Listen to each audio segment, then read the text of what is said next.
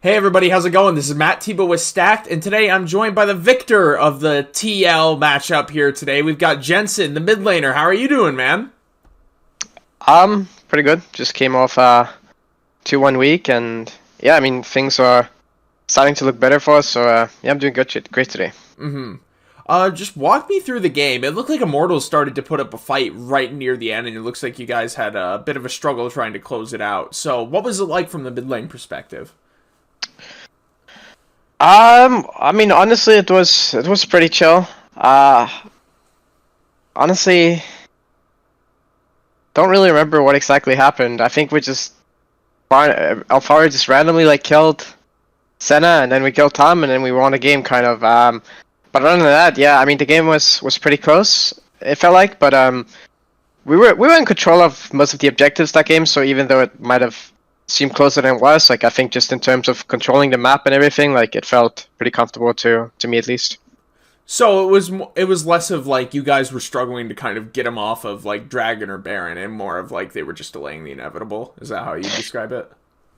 Yeah, to an extent, right? I mean, they could definitely like team fight as well. Like they have a decent comp and all of that, but it did feel like we were in control of majority of the game, just like any other game, to be honest. But it was just a question if we were going to throw it this time around as well again, or yeah. I mean, I think we're getting better as a team, so trying to throw the games a little less this time around. I think that brings up an important point because a couple of you guys were talking. Like I know you talked to someone very recently about it, and I think Tactical has been pretty vocal about it, about like burnout and how it's affected you guys. Like I think you said that like that usually when you win a tournament you get a break, and you guys really didn't before the season started. Is that correct? Yeah. Yeah. Yeah. Just wanted to make sure. So, on top of that, going from playing all these games and getting right back into the whole thick of things, and then losing games that are pretty upsetting that you should have won, and to use your words, like throwing games, right? How has that affected keeping your mental in tip-top shape? You know what I mean? Because even in solo queue, you throw a game and it really tilts you, and I can't imagine like doing it multiple times in LCS. You know? Yeah, I mean, it sucks for sure, but I think, the most important thing is just that we progress as a team and we try to identify the reasons why things are going wrong. And I think we're definitely improving as a team. So, losing in regular season is totally okay, in my opinion, as long as there's improvement and good takeaways from it. So, yeah, I mean, we definitely lost a lot of games that felt like we shouldn't have. But, I mean, things are definitely looking better and better for us. Yeah. Is the philosophy of coaching staff the same thing like with Jat? Is he like, all right, guys, yeah, we kind of threw that one away, but as long as we figure out what we did wrong, we go from there? Is that kind of his philosophy? Yeah, I mean, basically, I think we're all kind of just on the same page in regards to that. Like, everyone hates losing, but as long as, we can move on from the game and identify the reason why things went wrong, then, it's okay, really, because while it's obviously important to get wins, right? The main goal is just getting ready for playoffs and international play. What do you think Team Liquid's identity in the LCS is? Like, I guess a better way to ask the question is, what do you think you guys are known for compared to the rest of the LCS, and do you think it affects the way teams prepare against you? I'd say this year our strongest identity is actually the laning phase now, whereas in the past couple of years it was not so much. It was more team fighting back then, but I think right now we're a team that's really good during the early stages of the game. We usually do pretty well on that, and I mean I think we're really good at playing like very standard comps. But yeah, I mean I have no idea how teams would prepare against this, to be honest, but yeah, I mean I think we're just a really good early game team right now, and we just need to work on our mid and late game a bit more. I asked because even the past couple games we've seen, like we're already starting to see some kind of, I don't want to call them weirder picks because they might be hidden like sleeper OP that you guys are talking about in secret and not letting the rest of us plebeians know about. Like Palafox picked Silas and absolutely just smurfed on everybody earlier today. So with those kind of off meta picks, and you said you guys, what was the word, standoff comps, was it?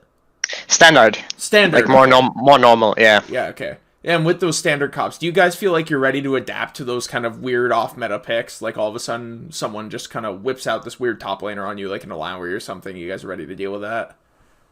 I mean, I'd hope so. I don't know how Ilawi is right now, but yeah, I mean, at least for me personally, like, there's not really like any pick where I'm like, whoa, like, I really don't want to play against this. But you know, anything can really work in the right circumstance and situation if you play it really well, right? But yeah, just need to be ready for it.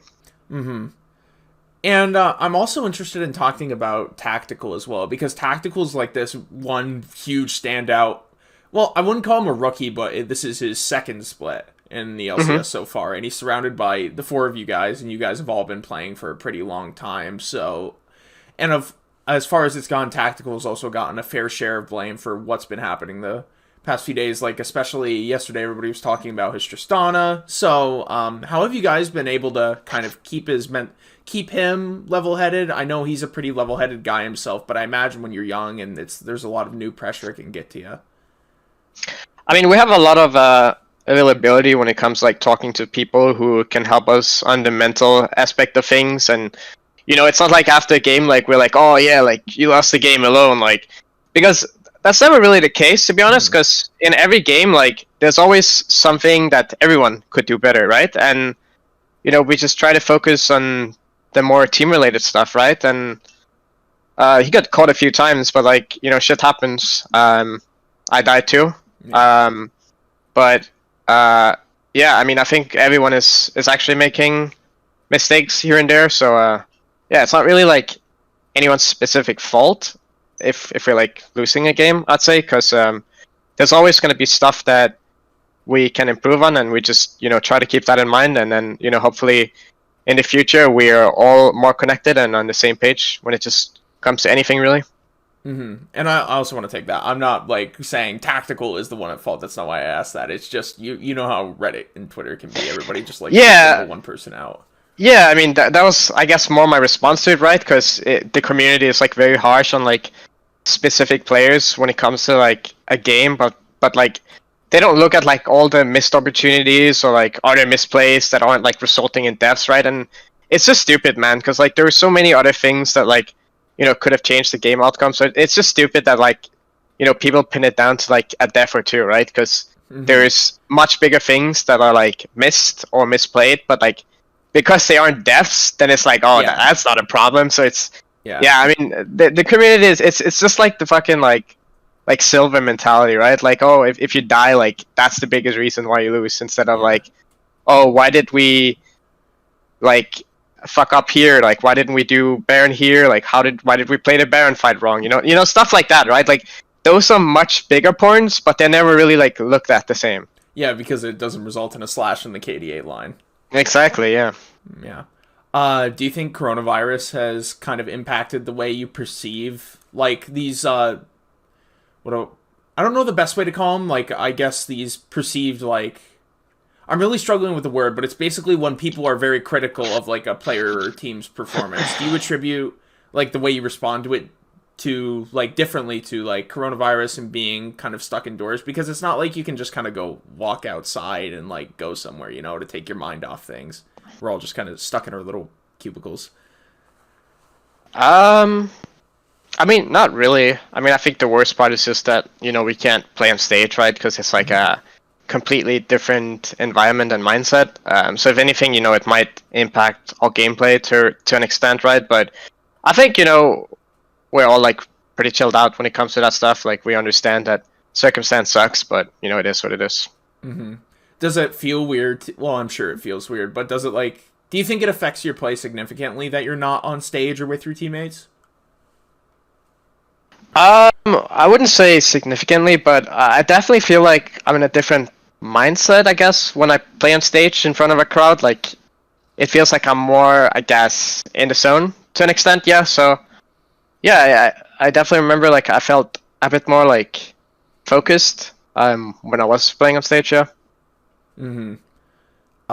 And going forward, hopefully we'll get to see everybody on stage soon enough. I think that would be super cool before the end of the year, and I think also pretty morale boosting for just the LCS community in general, because it's like that sign like, okay, things are getting back to how they used to be.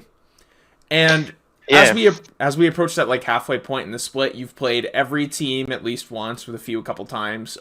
Which team has surprised you the most coming through the halfway point? Hmm. I guess maybe TSM. They looked pretty bad in lock-in. But maybe it was just because they were trying out a different style than what they're doing now. But at the same time, like I feel like a lot of their wins, they kind of like stole the game from the opponent, even against us. Like a lot of the times, it seems like they're going to lose, but they just end up winning too, right? But out, yeah, it could have gone either way. So maybe that, maybe them, I guess. Other than that, I mean, I think everything seemed pretty expected to an extent. Yeah. It seems hard for sure to pin down whether they're gonna run it down or run you down at any given point. Yeah, pretty much. Yeah. Going forward, what do you think Team Liquid's gonna focus on in practice and scrims if you had to just look at this weekend? I think just fine tuning our mid and late game, right? Because like I said, we've been pretty solid in the early game for the most parts. We just need to make sure that we're all on the same page and doing more team-related stuff, I guess. Yeah.